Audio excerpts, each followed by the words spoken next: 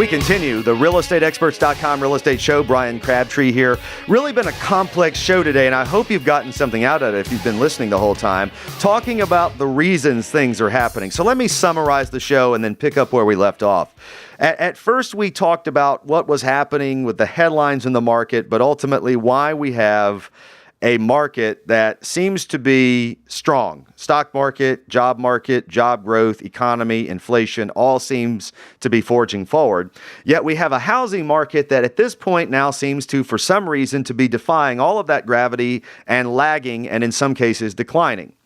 I pointed out in the first segment that a lot of institutional big money came in during the crash and bought up effectively 1 million, 2 million homes, I don't know the real number, which equates to tens of thousands of homes collectively in metro Atlanta, a city like this, that have been bought up and are being held by big companies who don't have plans to sell these things. We thought they'd sell them when the prices tripled, which in some cases they have. No, they've decided we're going to keep them. They rent great.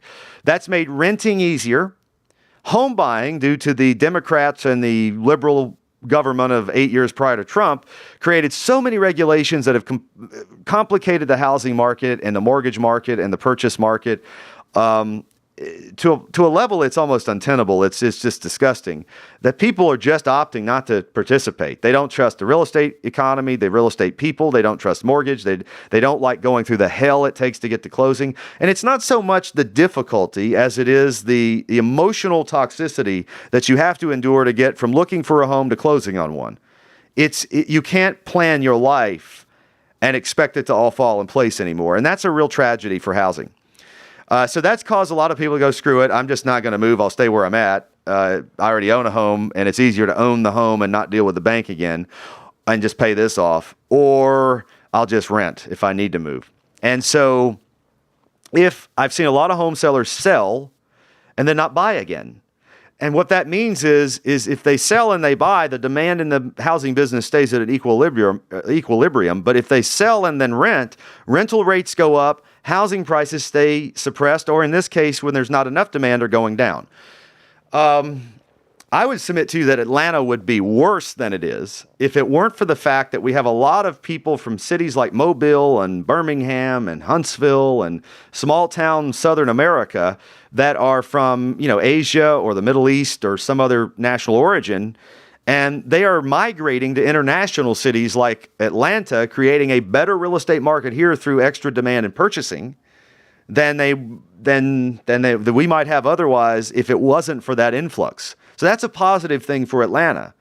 And these people are moving in and they're buying houses and they're doing mortgages, and they're doing it because their situation in another market may be that because of their natural origin, they're not being treated as fairly or don't have as much economic opportunity, whereas when they come to Atlanta, they do.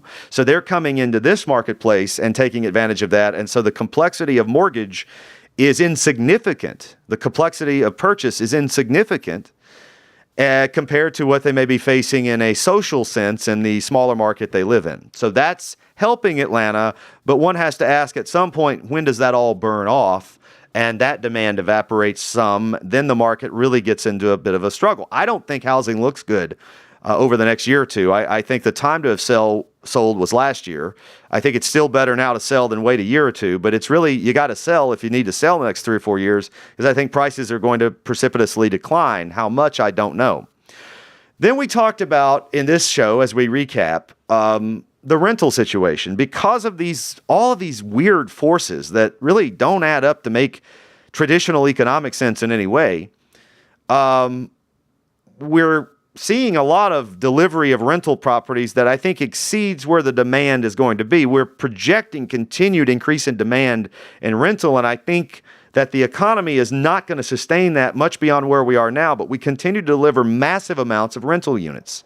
So whatever you're getting now for rent may be the highest you'll get in the next 5 years, and it may be higher even than you'll get a year or 2 or 3 from now. If the things happen in the economy as I see them shaping up, the economic situation at some point will turn to a recession. I'm not predicting that in the next 12 months, but it could. But I think more importantly is what happens with the artificial intelligence, which I got into last segment. Artificial intelligence is such now that you can literally be having a conversation with someone via email or a chat or a Facebook It could be a Verizon or an AT&T or any big company or even a company size of ours. And it could be a human being that's not real, that's reading almost like a robot what you're saying and answering it based upon a series of pre-programmed algorithms. And that stuff is getting so good that it is actually better than some of the people we could hire. Literally. We have some of it that we use to try to help us weed through all the data points we get online and find people who really do want to talk to us and who really do want to do business. And I am just amazed and stunned at how well it works sometimes. Better than even me. And I'm one of the better sales trainers in the business, I think. So when you start to look at that and you think about the infancy level that's really in, we're in maybe the toddler stage of artificial intelligence. When we get to the puberty stage of artificial intelligence, which is just single digit number of years off, we're going to have massive job loss. And the scary thing, because I've interacted with so many people over the last 5 years, I can say this about America. We have a lot of doofuses in America right now who don't invest into their knowledge themselves or into anything but their emotional, momentary, right now world that they're in, that when this happens, it's going to blindside millions and millions and millions of Americans and create a foreclosure spike. This drives down housing prices. This creates lots more renters. So the renter scenario may not, for that very reason, be as deficient as I could predict. I don't think rates of rental rates and housing rental rates will stay up where they are now, but they may not go down as much as the housing market could. And I think there's a lot of people that are contrary to the doofus analogy I just set up that say, well, I see this coming. I see it in my own industry. And that's why I'm investing in my skills, my education. I'm advancing my knowledge. I'm doing additional training, not just going to sit in some dumb college, but I'm learning how to be a problem solver and a critical thinker, which is a deficient mentality and skill set in America as a whole. And as people without those skills, problem solving and critical thinking, get automated out of work through a number of different formats that are coming, that are already developed, they're just being perfected. Once they're perfected, they're done. You know, it's sort of like the automation that's killing Boeing right now. Planes fall out of the sky, the automation's not working well. At some point, that automation will be perfected. At some point, that automation will fly that plane better than a pilot. Maybe not right now. And it's not to say that there won't be a pilot sitting there to take over and override if something goes wrong.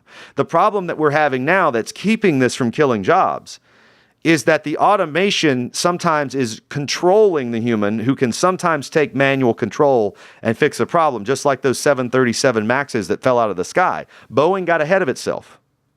A lot of the tech companies have gotten ahead of itself.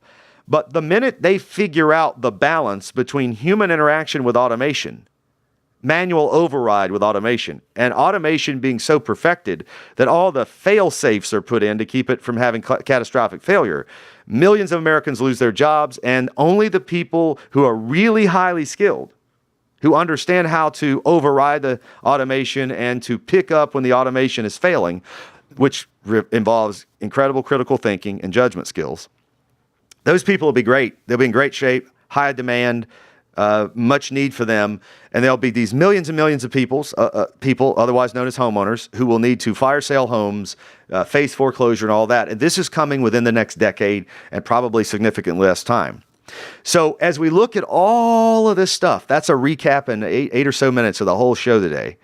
As we look at all this stuff, housing is not healthy now because of overregulation and the fear of what's to come.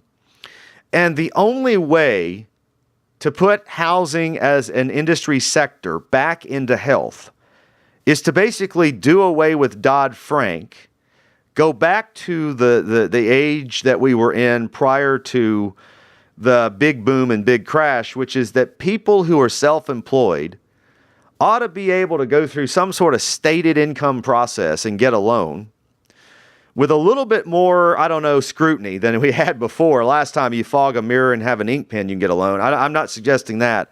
But something that returns us to some moderation or combination of all of the above. And we have to be willing to accept in any economy, whether it be housing economy or financial economy, whatever, that no matter what laws and regulations we put in place, we are simply going to have bad actors. And we cannot take this percentage of bad actors and try to regulate and litigate the last bad set of actors and what they did to us and create rules to keep them from ever projecting themselves forward again, because all we're doing is harming everybody that wasn't a bad actor. And I'm really disappointed that the Republicans in power and Trump hasn't fixed this major regulation that I think is really holding back the economy too. Because if you were able to get housing moving at a nice clip again, you would be able to see the economic benefit that comes from that $63,000 into the local and regional economy every time a home sells to a new buyer. We're missing millions of transactions, 1 to 1.5 million transactions a year, in my view, due to the regulation and problems created by liberals in housing, which is creating artificial situations. Interest rates shouldn't be 4.25%; they ought to be 6%. If we go to 6%, the housing market will collapse, because then we'll have a huge affordability issue.